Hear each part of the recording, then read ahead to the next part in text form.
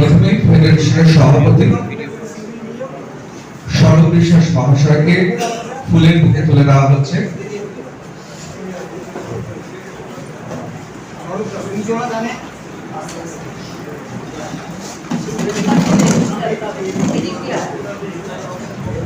আজকে আমাদের খুব ভালো লাগছে এটাই যে খানায় খানায় পূর্ণ প্রেক্ষাগৃহ, পুরোপুরি হাউসফুল।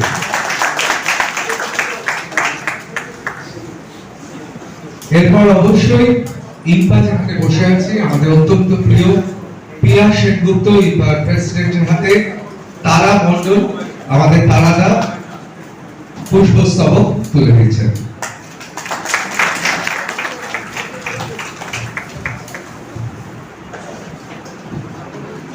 মঞ্চে উপবিষ্ট আমাদের ফেডারেশনের প্রেসিডেন্ট মহাশয়, মঞ্চে উপবিষ্ট আমাদের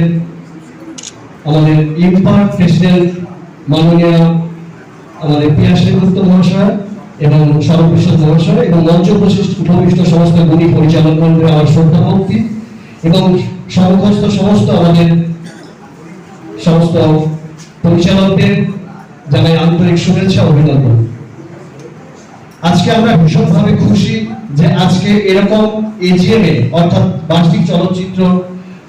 বার্ষিক সভায় আমরা সমস্ত পরিচালকদের একসঙ্গে পেয়েছি একটা ছাতার তলায়, এবং আমাদের মধ্যে রয়েছেন সমস্ত বিশিষ্ট গুণী পরিচালকগণ।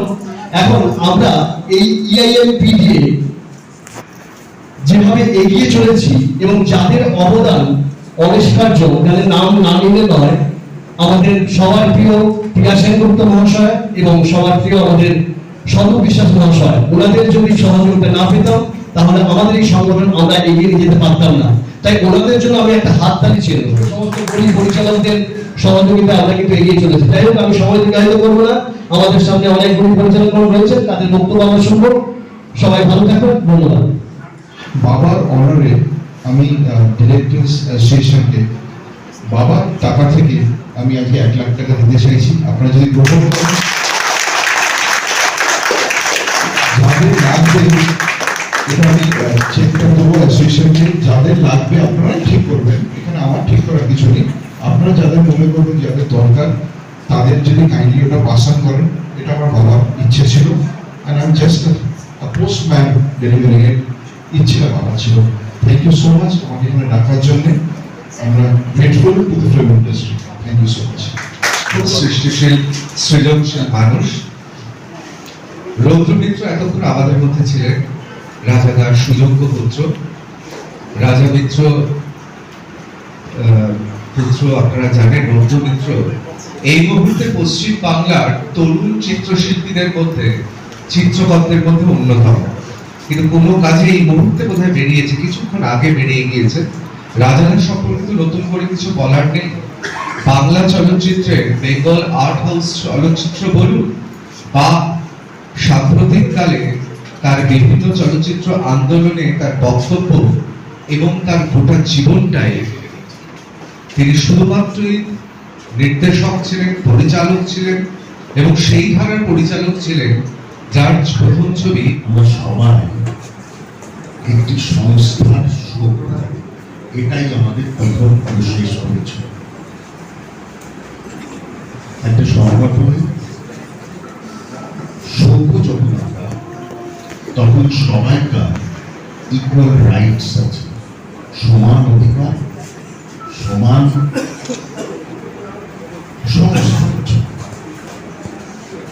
বছরে 4টে ছবি কোন পরিচালক করে, আর 4 বছরে একটা ছবি কোন পরিচালক করে, সেই ভিত্তিতে এই সংস্থা বা সংগঠনে সভ্য ক্লাসিফিকেশন নির্ধারণ করা সম্ভব। আমাদের আজ অব্দি আমি এতগুলো ছবি করেছি, লাস্ট আমি জানবারে করেছি, আমার কিন্তু কোনোদিন কোনো রকম, যেটা অরিন্দমবাবু বলেন, ফেডারেশনের সাথে কোনো রকম কোনো অসুবিধা হয়নি, বরং আমি পুরোপুরি ভাবে সহযোগিতা পেয়েছি। আমি জানি না, অনেকে বলছে হয়তো এই সহযোগিতা হয় না, ওই হয় না, এইটা পাই না, ওটা পাই না, তখন পিআরডি ফেসে অনেকে আসে হিসেবে। আমার মনে হয় যদি আপনাদের কোনো অসুবিধা হয়, যখন আমাকে আপনারা সবাই ভেবে এখানে এনেছেন, কোনো অসুবিধা হবে আপনারা আমাকে জানাবেন। বিশেষ কিছু বলে সময় নষ্ট করবো না, সবাইকে ধন্যবাদ দেবো। অনেকে তারা গোপাল, সৌম্য সবাইকে বলবো যে ওদের রান্নার ব্যবস্থা করা হবে। তাতে কি হবে, যেটা অরিন্দম বলে ভরার ব্যাপার, এবং সবাই গেছে যেটা অরিন্দম একটা জিনিস করেছেন খুব ভালো, যে একটা জায়গা হোক যেটা ছিল একসময়, হঠাৎ করে একজন এসে গেল, এসে একটা ফেডারেশন থেকে একটা জায়গায় কি হয়ে গিয়ে একটা আলাদা করে ডিরেক্টর করে দেবেন, কালকে দেখবেন আমি একটা করে দিলাম, ও একটা করে দিলাম, এটা যাতে আর না হয় এটা সবাই লক্ষ্য রাখতে হবে।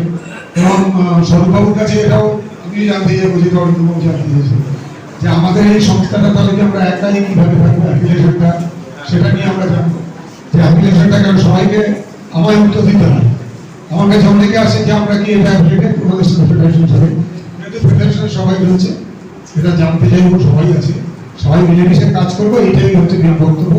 থ্যাংক ইউ সো মাচ, শুভ সন্ধ্যা, ভালো থাকবেন, আর কিছু বলবো না। অরিন্দম যা বলার বলে দিয়েছে, দেবাশিস বাবু করেছে, স্বপনদা, বিদেশদা সব বলে দিয়েছে, বাদ দেওয়ার সবাই। থ্যাংক ইউ সো মাচ, ধন্যবাদ।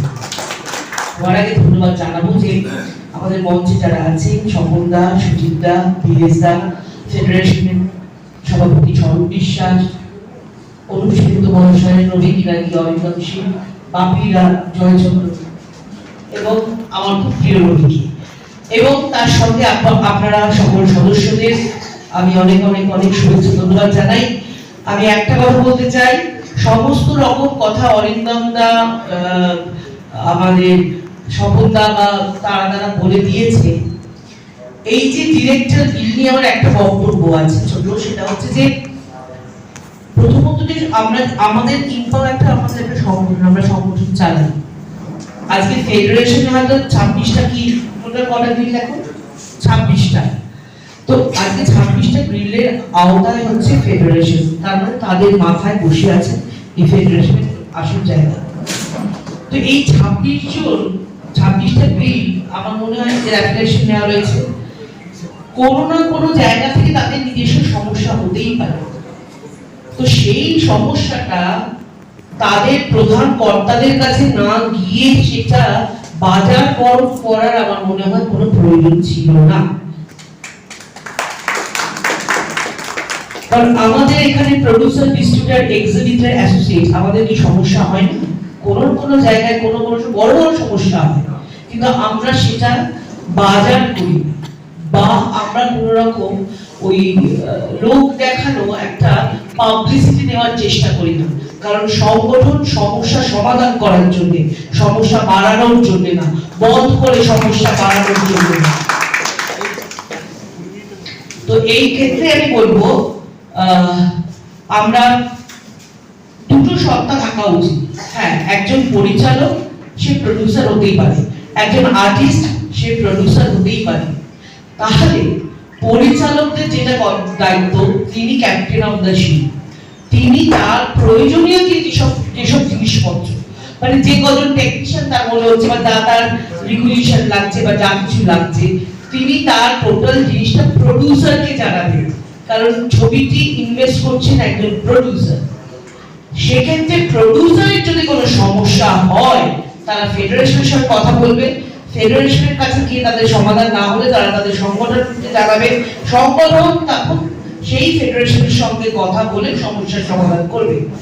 ডিরেক্টরের তো কাজ নয় যে আমি দেখেছি কিছু সোশ্যাল মিডিয়াতে, আমি এখানে উপস্থিত ছিলাম না, আমাদেরকে এতজন নিতে হয়, অতজন নিতে হয়, ততজন নিতে হয়। কিছু মনে করবেন না, একটা কথা বলছি, ছোট পরিচালকদের কথা বলছি না, কারণ তারা কি করে, ছোট প্রোডাকশন হাউস যারা করেন তারা কিন্তু আমাদের আজকে নিয়ম অনুযায়ী আপনারা যদি দেখেন আমাদের যে চুক্তিটা আছে সেখানে আমাদের 32 জন লোক নিলে হয়ে যায় বড় প্রোডাকশনের ক্ষেত্রে। ছোট আমাদের কিন্তু দুটো ক্যাটাগরি করা আছে, একটা হচ্ছে 40 লাখ টাকার মধ্যে ছবি, আর একটা তার ঊর্ধ্বে। তার ঊর্ধ্বে যদি আপনি দেখেন 32 থেকে 36 জন, কিন্তু একটা বড় প্রোডাকশন ইউনিট কতজন হচ্ছে, সেখানে 100 জন, মিনিমাম 100 জন, 200 জন, 250 জন। একজন এখানে কি ফেডারেশন কাউকে বলে দিয়েছে যে একজন ডিরেক্টরের সঙ্গে 10 জন অ্যাসিস্ট্যান্ট ডিরেক্টর নাও? তারা তো 3 জন বলেছে। ওই ডিরেক্টররা কেন ওখানে মাইক ধরে বলছে আমাদের ঘাড়ে ফেডারেশন লোক চাপিয়ে দিচ্ছে, তোমরা কেন নিচ্ছ ভাই 10 জন অ্যাসিস্ট্যান্ট ডিরেক্টর? ফেডারেশন বলেছে? বলেনি তো। ফেডারেশন বলেছে একটা আর্টিস্টের এখানে 4 জন বাউন্সার, 6 জন তার অ্যাটেন্ডেন্ট দাও, বলেছে? বলেনি তো। প্রয়োজনীয় একটা ট্রলি ফেলতে গেলে দুজন লোক লাগে, সেটা দেখবেন আমাদের নিয়মের মধ্যে আছে। আমরা যখন বসে একটা চুক্তি করেছি, আমরা প্রত্যেকের সঙ্গে আলোচনা করে কিন্তু চুক্তিটা করেছি। আপনারা আমাদের এখানে 32 থেকে 34 জন লোক নেই, এরা কেউ কিছু বলবে না। জোর করে যদি এটা চাপিয়ে দেয়, তখন আমাদের কাছে এসে বলুন যে এটার উপরে চাপিয়ে দিচ্ছে, তখন আমরা কথা বলবো। কিন্তু আপনারা নেবেন বাইরের আরো এত লোক, আর যখন প্রয়োজনীয় যে বিল্ডের যে লোকটিকে দিতে বলা হবে, তার বেলায় আপনারা মাইক ধরে 4টি মিডিয়া এনে এই ফেডারেশন আমাদের এই করে দিল, ফেডারেশন ওই করে দিল, এই করে বাজার গরম করবে, সেটা তাদের বিশ্বাসী নেই। সংগঠনটা সংগঠনের মতো চলুক। এবং আপনারা, আমি আবারও বলছি, এই যে ডিরেক্টর বিলের যেটি হয়েছিল, আমরা বরাবর এই পুরনো বিলকে সম্মতি দিয়ে এসেছি এবং সমর্থন করে এসেছি। এখনো বলছি, আমি as a president of IMPA এই বিলকে আমরা সমর্থন করি, এবং আপনাদের যখন যার অসুবিধা হবে আপনারা সংগঠনকে জানাবেন। আপনাদের পাশে এবং আপনাদের সঙ্গে সবসময় ইম্পা আছে। আমরা নাম্বারিং ইম্পা কথা বলতে যাবো না যতক্ষণ না ইম্পাকে জানানো হবে। আজকে সমস্যা তো প্রডিউসারের হওয়া উচিত। ফেডারেশন কিন্তু আমি জানি যে ছবি নিয়ে সমস্যা হয়েছিল, সেই প্রডিউসারের সঙ্গে কাজ করবো না কথাটা বলেনি। তা আমার বক্তব্য হচ্ছে, পরিচালকরা তার রিকোয়ারমেন্ট দিয়ে দেবে প্রডিউসারকে। প্রডিউসারের ঠিক লাগছে না, ভুল লাগছে, সেটা এসে কথা বলুন, সেটা এসে কথা বলুন কিংবার সঙ্গে, সেটা এসে কথা বলুন ফেডারেশনের সঙ্গে, একটা সুস্থ মিটিং করে আমরা মিটিয়ে দেবো। আজকে সত্যি আমাদের জেসিসি কমে গেছে। আপনারা অনেকে জানেন, এখানে যারা পুরনো লোকেরা আছে, একটা সময় জেসিসি মানে আমাদের একটা আতঙ্ক ছিল। আমি আর স্বরূপ দুজনে বসে থাকতাম যে কখন উঠে পড়ে ওখানে হাতাহাতি মারামারি হয়ে যাচ্ছে, কখন আমি চেয়ার ছেড়ে উঠে পড়ছি, কখন স্বরূপ চেয়ার ছেড়ে উঠে পড়ছে। তো সেই জায়গা থেকে আস্তে আস্তে আস্তে আস্তে আজকে আমাদের জেসিসি বন্ধ হয়ে গেছে। কারণ সমস্যা যদি আসে, সঙ্গে সঙ্গে একটা ফোন করলেই যারা কার্যকরী সমিতির সমস্ত দায়িত্বে আছেন বা স্বরূপকে একটা ফোন করলেই মিটে যাচ্ছে। তাই আমি আবারও অনুরোধ করবো, ফেডারেশনের পাশে থাকুন, নিয়মের পাশে থাকুন। অরিন্দম দা যে কথাগুলো বলে একদম ঠিক কথা বলেছেন, এবং আমরা ইম্পা যতটা পারবো আপনাদের সহযোগিতা করব। আপনারা সবাই ভালো থাকবেন। ধন্যবাদ। ভাষা জ্ঞান কারোর কাছ থেকে শিখতে হয়। শুধু একজন পরিচালক নন, একজন সাংবাদিক হিসেবে প্রখ্যাত সাংবাদিক। যদি ভাষা জ্ঞান এবং ভাষা প্রয়োগ শিখতে হয়, অনেক দূর দিয়ে শুনছিলাম ও অনেক কিছু শিখলাম। Thank you very much. মঞ্চে উপস্থিত আমাদের সম্মানীয় সভানেত্রী, সভাপতি ইম্পা প্রিয়া সেনগুপ্ত মহাশয়া, এবং যাদের সিনেমা দেখে বড় হওয়া, অনেক গল্প শোনা, তাদের পাশে থাকতে পেরে, পাশে বসতে পেরে নিজেকে অনেক বেশি সম্মানিত, গর্বিত মনে করছি। শ্রদ্ধেয় স্বপন দা, বীরেশ্বর দা, রবি কিরাগিজি, মিস্টার শীল, আমাদের অনুপ দা, সব যারা সবাই আছে, এবং সামনে আমাদের সব বিখ্যাত প্রখ্যাত পরিচালক। আমরা ফেডারেশনের পক্ষ থেকে আমার যে টিম, আমাদের যে ওয়ার্কিং কমিটি, নির্বাচিত ওয়ার্কিং কমিটি, আমার অত্যন্ত কার্যকরী সভাপতি, শুধু কার্যকরী সভাপতির নামে নয়, ফেডারেশন এখন এই মুহূর্তে অনেকটাই দাঁড়ায়, কিন্তু আমার কার্যকরী সভাপতি মিস্টার জয়চন্দ্র চন্দ্রশূর পরিচয় একজন কার্যকরী সভাপতি নয়, he is a renowned famous art director, আপনি নিশ্চয়ই জানেন। আমি জয়চন্দ্রকে বলবো ওর জন্য জোরে করে দিতে। নির্বাচিত ওয়ার্কিং প্রেসিডেন্ট আমায় প্রচন্ড হেল্প করে, এবং আমার যিনি জয়েন্ট সেক্রেটারি, আমার দিদি, যিনি আমাদের ছেড়ে চলে গেছেন। তারপর যিনি আমাকে অনেক বিষয়ে ফেডারেশন সম্বন্ধে, পুরনো ফেডারেশনে কি নিয়ম, কি ছিল, কি সমস্যা ছিল, বিভিন্নভাবে আমাকে পরামর্শ দিয়েছেন। আমার অত্যন্ত শ্রদ্ধেয় আমাদের সুজিত কুমার হাজরা, জয়েন্ট সেক্রেটারি, একজন প্রোডাকশন ম্যানেজার, বিলের প্রেসিডেন্ট, এবং আমার অত্যন্ত ঘনিষ্ঠ আমার ছোট ভাই মিস্টার ভঞ্জ, অনাদি ভঞ্জ, সবাই রবি হিসাবে ওকে চেনে, অনাদি ভঞ্জ ছেলেরা। ও হচ্ছে আমাদের কস্টিউম গিল্ডের অনারেবল সেক্রেটারি, এবং আরেকজন বিখ্যাত আমার বাপি মালাকার, ও হচ্ছে মেকআপ গিল্ডের অনারেবল সেক্রেটারি এবং আমাদের জয়েন্ট অ্যাসিস্ট্যান্ট ট্রেজারার। আপনাদের বলি যে আমাদের দীর্ঘদিন ফেডারেশনের ইচ্ছে ছিল যে আমাদের যারা টেকনিশিয়ানস, মানে আপনাদের মধ্যে যারা কলা কুশলী পরিশ্রম করেন, আপনারা ঢোকেনি ইন্ডাস্ট্রিতে কখনো সকাল 6টা, কখনো 5টা, প্রয়োজনে রাত 3টে, ফেরেন প্রায় 14 ঘন্টা পর যদি সিরিয়াল বা ওটিটি প্ল্যাটফর্ম হয়, বা যদি সিনেমার ক্ষেত্রে হয় সেটা 18 ঘন্টা, 20 ঘন্টা, কখনো কখনো 22 ঘন্টা কোনো সময় লাগে। তাই আপনাদের বাড়িতে ফিরে তো খাওয়ার কোনো সময় পান না, কি ঘুমিয়ে পড়েন।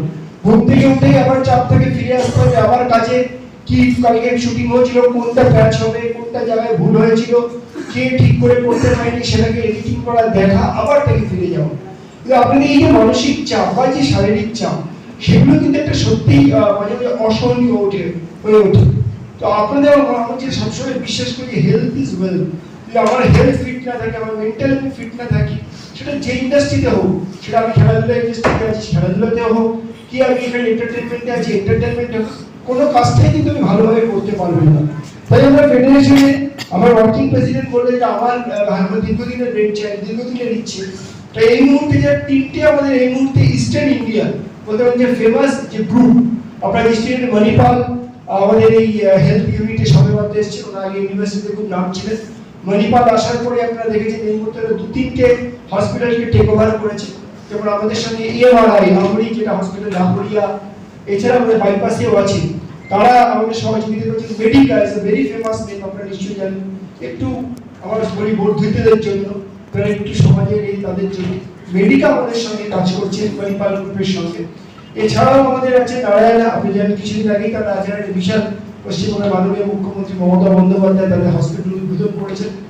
দেবী শেঠি তার যে হসপিটাল আর.এন. ট্যাগর আমাদের সহযোগিতা করছে।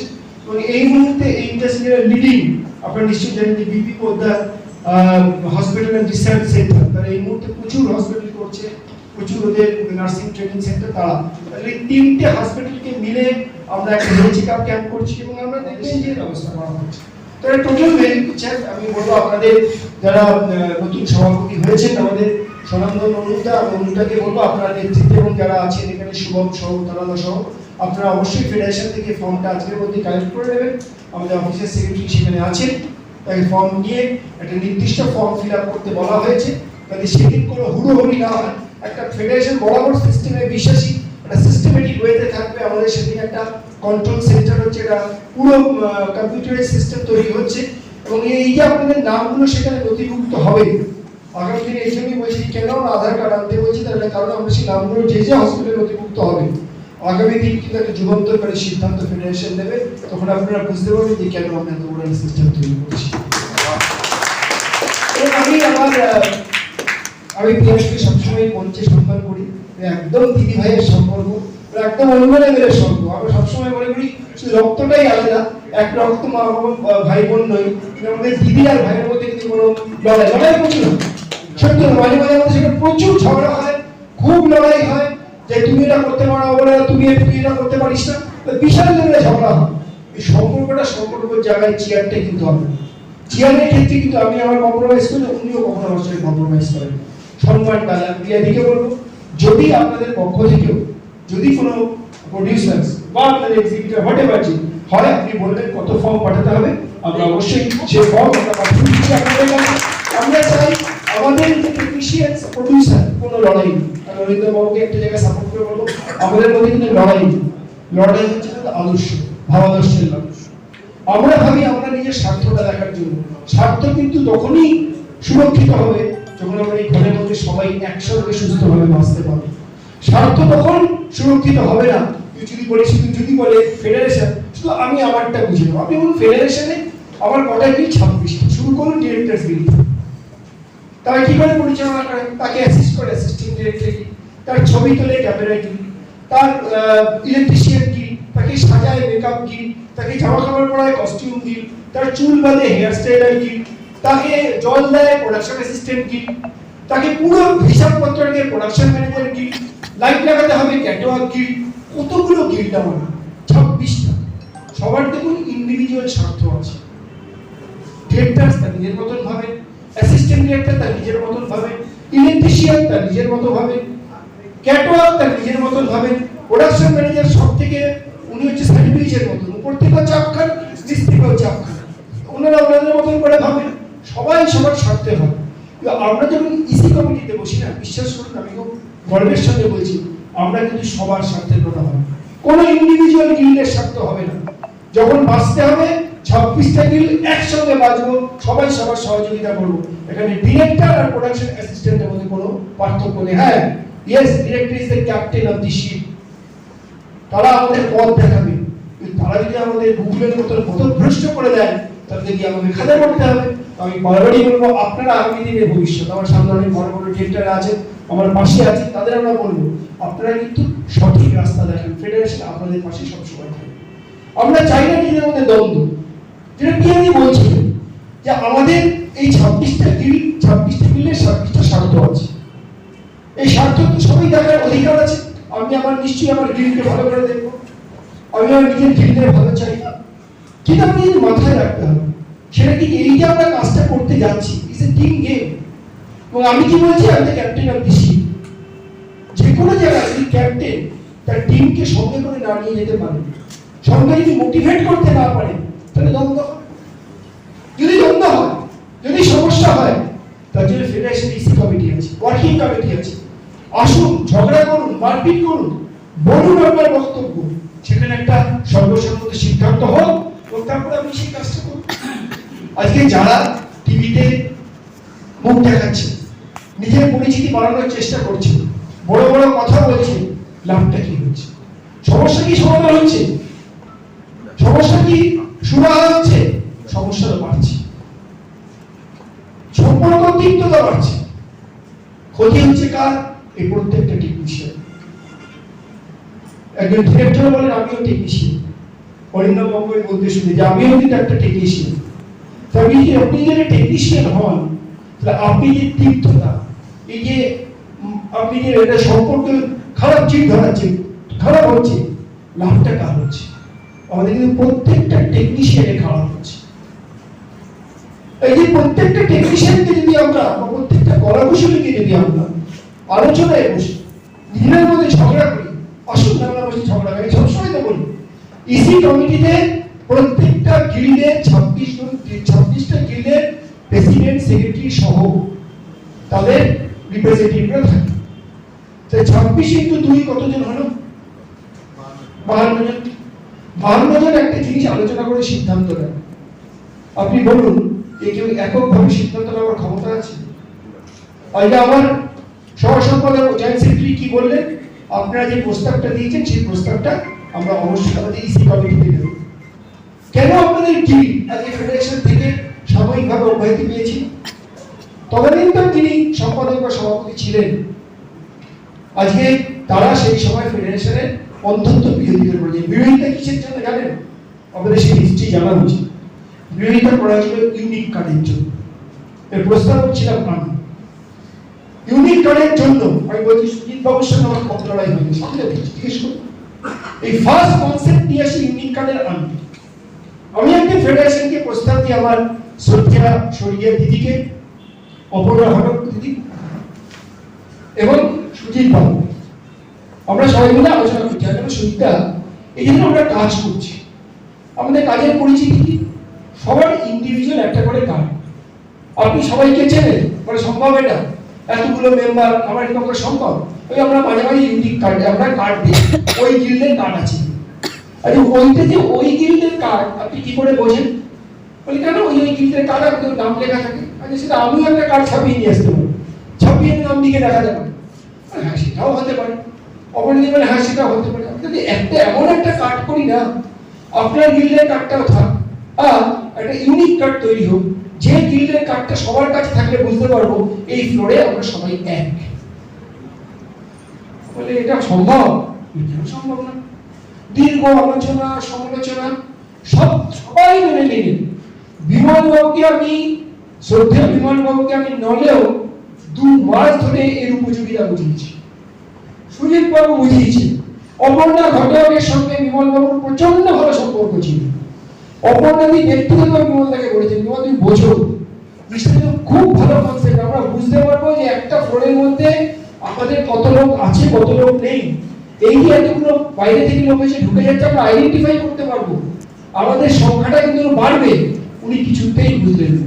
উনি কি করলেন? দূর করে একটা কেস করে বসলেন। ওই যখন কেস করলেন, ফেডারেশনের সবাই রেডি করে পড়লেন, বললেন না, এটা আপনাকে আর আমাদের সঙ্গে রাখা যাবে না। তখনই কিন্তু আজকে নতুন গিল্ডের যে বলছেন ইআইএমপিএ, সেটা শুরু হলো। এবং যুক্তিই ছিল, খুব ভালোভাবে চলছে। এবং তখন আমি তারাদাকে একদিন ডাকলাম, তারাদা আমার ওখানেই থাকেন, বড়শির তলায় থাকে। একদিন তারাদার সঙ্গে আমি পেট্রোল পাম্পে দেখা হলো। আমি তাদেরকে বললাম দাদা বিমলদাকে বোঝান, আপনি তো বিমলদার একদম ডান হাত, খুব রাইট হ্যান্ড, তখন আপনি বোঝান। না এটা দাদা আপনি ভালো করে বুঝুন, এটা কিন্তু আমাদের স্বার্থ রক্ষার জন্য আমি করার চেষ্টা করছি। মানে একটা ফ্লোরে আমরা 36 জন 40 জন কাজ করছি, কেউ কাউকে চিনি না, বাইরে থেকে এসে লোক কাজ করছে, আমাদের লোক সুযোগ পাচ্ছে না।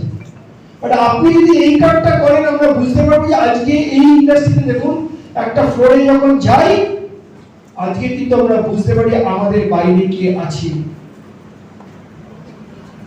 আমাদের বাইরে কে আছে আমরা বুঝতে পারি। এবং আজকে এই মুহূর্তে আমাদের কিন্তু জায়গাটা সিকিউর, আমরা জানি আমরা প্রত্যেকে ওই ফ্লোরে আছি। এবং আমরা যদি এক্সট্রা লোক লাগে, যদি ডিরেক্টরস কল হয়, ক্যামেরাম্যান কল হয়, তাহলে আমাদের লোকই কিন্তু কার্ড নিয়ে সেখানে ঢোকে। তা আমাদের সুবিধা হয়েছে, আমাদের পার্সেন্টেজ বেড়েছে, আমাদের পার্সেন্টেজ 36, যদি প্রয়োজন হয় সেটা 40, 45, 50 এবং তখন যেতে পারে। কাদের স্বার্থের জন্য? আমাদের স্বার্থের জন্য। তিনি সেই সময় বুঝলেন না, অযথা গেলেন কোর্টে, আমরা কোর্টে তাকে হারিয়ে দিলাম, কোর্টে রায় বেরোলো, বলে যা করেছেন একটা সংগঠন তার নিজস্ব নিয়ম করতেই পারেন, সেখানে অন্য কোনো শাখা সংগঠন তাকে বাধা দিতে পারেন না, যেখানে আলাদা 24টা বিল তখন সমর্থন করছে। উনি হেরে গেলেন। ওয়াইটেন তো অলরেডি জিএমএ থেকে অব্যাহতির জন্য আমরা করে দিলাম, নতুন বিলের সৃষ্টি হবে। আর হওয়ার পর আজকে রবীন্দ্রবাবু প্রশ্ন তুলছেন যে কে অ্যাফিলিয়েট, পুরনো না নতুন? আমি রবীন্দ্রবাবুর উত্তরে আপনাদের সবাইকে বলব, নতুন পুরনো বলে কিছু নেই।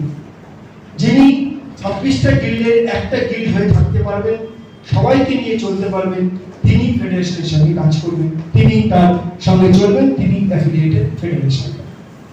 আপনাদের যে বিষয়টা একটা আমাদের এজিএমে যেহেতু সিদ্ধান্ত হয়েছে, আমরা 21 ওয়ার্কিং কমিটির মেম্বার এই মুহূর্তে সেটা বলতে পারি না। আমাদের এজিএমে পরের মাসে আছে, অবশ্যই আপনাদের এই খবর এবং আশা রাখি।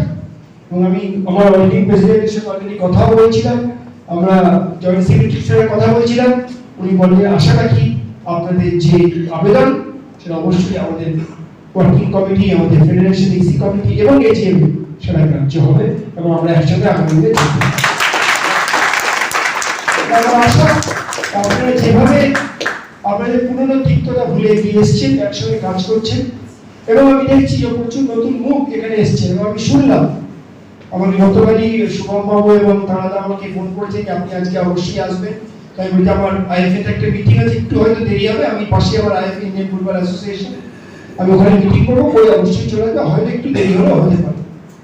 তো উনি বলছিলেন যে আমাদের সঙ্গে আরো অনেক বিখ্যাত ডাইরেক্টর যোগ করেছেন, কালকে আপনার নাম বলবো, এটা আমার বলাটা উচিত হবে না, ওনারাই ঘোষণা করবেন যে আগামী আপনাদের সঙ্গে কিন্তু কিছু প্রখ্যাত বিখ্যাত ডাইরেক্টর অলরেডি আপনাদের মেম্বারশিপে ছিলেন, তারা একটা ভুল বোঝা থেকে চলে গেছিলেন, তারা আবার ফিরে এসেছেন। আশা রাখি আপনাদের গিল্ড অবশ্যই হবে। ওইটা আমাদের স্বপ্নটা বলি, আমি তো ভাবতেই পারিনি যে ওনার মধ্যে স্বপ্নদের উপরে স্বনামধন্য মানুষ আমাকে একটা প্রপোজ করবেন। আমি জানি না এর কতটা যোগ্য, বাট আমি নিশ্চয়ই চেষ্টা করবো একটা সঠিক দিশা দেখানোর জন্য এবং একসঙ্গে একটা ভালো জিনিস করার জন্য। বাট আমার একটা পিয়াদির কাছে আবেদন আছে, শুধু এই আবেদন নয়, আমার আবেদন নয়, এটা আমি বলবো, এটা আগামী দিনে আপনার কাছে কিন্তু আমাদের শুধুমাত্র আবেদন নয়, এটা আপনাকে একটা নিয়মাবলীর মধ্যে আনতে হবে। আমরা কিন্তু ফেডারেশন ম্যান টু ম্যান কাজ করি, অর্থাৎ মেম্বার টু মেম্বার কাজ করি। যদি মেম্বার টু মেম্বার কাজ করতে হয় এবং সেই নিয়ম আমরা অলরেডি কিন্তু শক্তভাবে লাগু করেছি। মাঝখানে আমাদের একটু আমরা ছাড় দিয়েছিলাম করোনার জন্য, বাট যেহেতু এখন করোনা পিরিয়ড আর নেই, ইন্ডাস্ট্রি আবার কামিং ব্যাক। এবং আপনারা জানেন অলরেডি বম্বে 2-3টি বিখ্যাত পরিচালক এর সঙ্গে আমি ব্যক্তিগতভাবে বসে কথা বলে একটা বড় প্ল্যানিং তৈরি করছি। আশা রাখি একটা বিশাল ইন্ডাস্ট্রি বম্বে থেকে আমাদের এখানে শুটিং করতে আসছে, তার অলরেডি প্ল্যানিং হয়েছে, তারা এসেছিলেন কলকাতায়, আমাদের সঙ্গে মিটিং হয়েছে, একটা বড় প্ল্যানিং নিয়ে আমরা এগোচ্ছি। আমরা মেম্বার টু মেম্বার ওয়ার্ক করি, তাহলে আমি পিআরডি হিসাবে নয়, ইম্পার সভাপতিকে অনুরোধ করব যে আগামী দিনে আপনার এখানে আপনার নাম রেজিস্ট্রেশন করতে আসবে, তাদের ডিরেক্টর যেন অবশ্যই EIMPADF থেকে হতে হবে।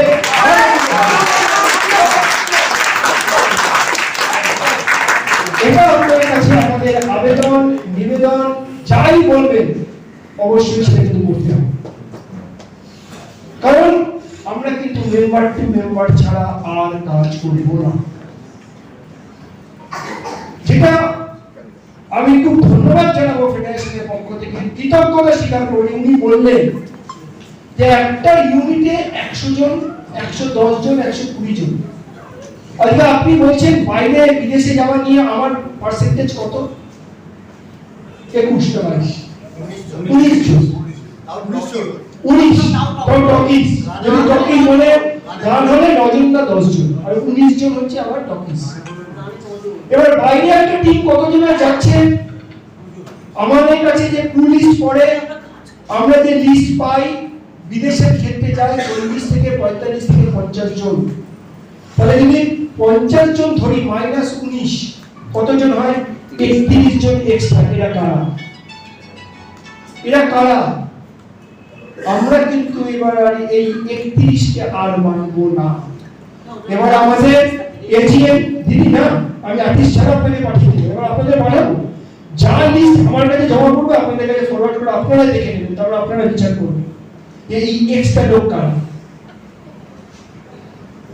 আমার সেখানে একটা এক্সট্রা ডিরেক্টর যেতে পারে, এডি যেতে পারে, ক্যামেরাম্যান যেতে পারে, আরো অনেক ডিপার্টমেন্ট থেকে যেতে পারে। আমাদের শুধু 19 বলে 19 জন নেবেন, আর যাওয়ার সময় আপনি 45 জন 50 জন নিয়ে যাবেন, এটা হতে পারে না। এটা দ্বিচারিতা, এটা করতে দেবো না।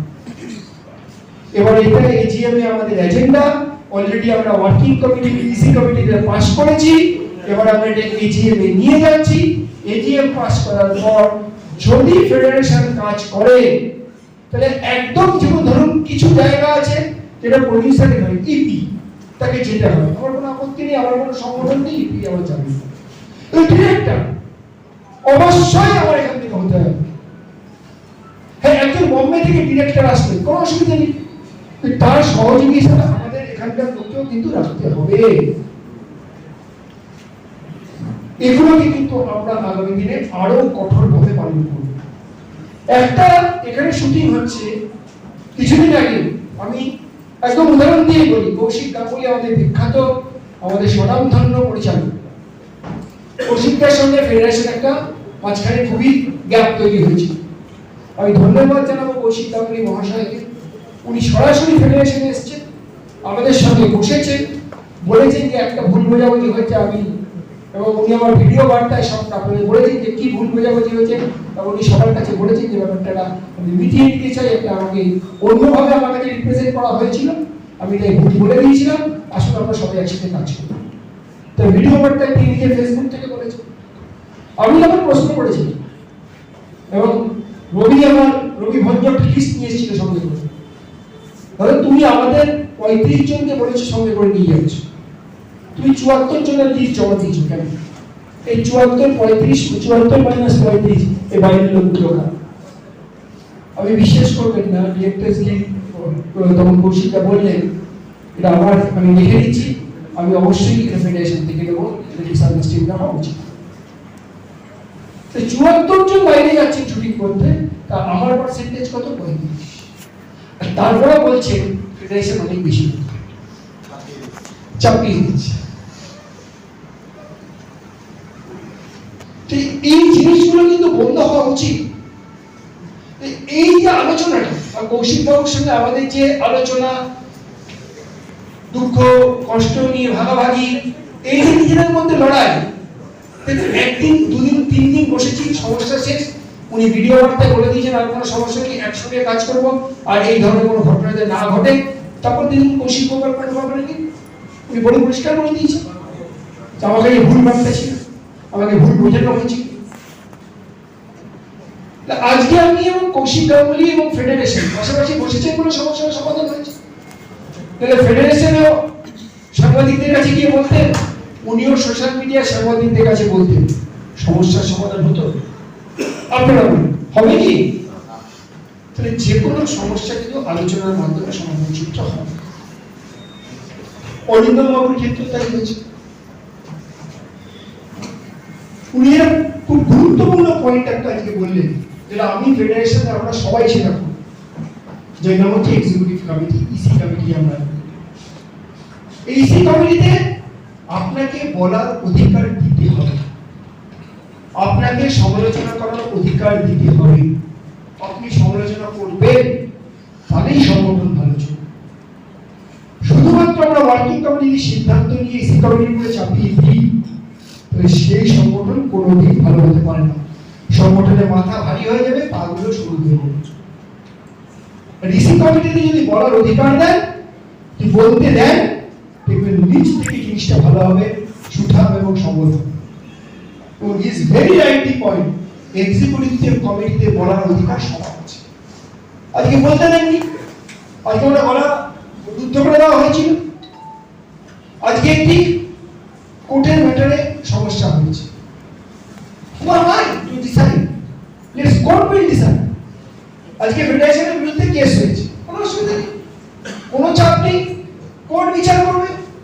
অতীতে আপনাদের অশ্রদ্ধানুকারী করেছিলেন, তারপর আজকালে আর সানমার্গে আর প্রতিদিনে উনি বলেছেন আমার ভুল হয়েছে, আমি সমস্ত কিছু নিশ্চয় করেছি। কোর্ট বলেছেন, আমরা বলেছি। যে ম্যাটারটা সাবজুডিস, সেই ব্যাপারে আমি ফেডারেশন থেকে কোনো সংস্থা যাওয়া, ফেডারেশন তো ছেড়ে দিই, কোনো সংস্থা ঢোকা হয়েছে, let court will decide. Court যদি শাস্তি দেয় আমরা মেনে নেব। আমি কি, who am I to decide on behalf of the court? আমি কি করে শাস্তি দিই আমার একজন সদস্য? কমপ্লেন হয়েছে, এফআইআর হবে, কোর্টে কেস চলে যাবে, কোর্ট ডিসাইড করবে, পুলিশ যদি অ্যারেস্ট করে অ্যারেস্ট করবে, পুলিশের ব্যবস্থা নেবে। আমি তো সিদ্ধান্ত নিতে পারি না, আমি তো কোর্ট নই, আমি তো অ্যাডমিনিস্ট্রেশন নই, আমি কেন ডিসিশন নিতে পারি? সোশ্যাল মিডিয়া আর ওখানে গিয়ে বয়ানবাজি করলে হবে না, তাদের কোনো সমস্যার সমাধান হবে না। সমস্যা আরো বাড়বে, আরো কঠিন থেকে কঠিনতর হবে। এটা ভুলে গেলে হবে না। ফেডারেশন কিন্তু 26টা গিল্ডের সংগঠন। এই মুহূর্তে 8,000-এরও বেশি কলাকুশলী একটা ছাদের তলায় আমরা আছি।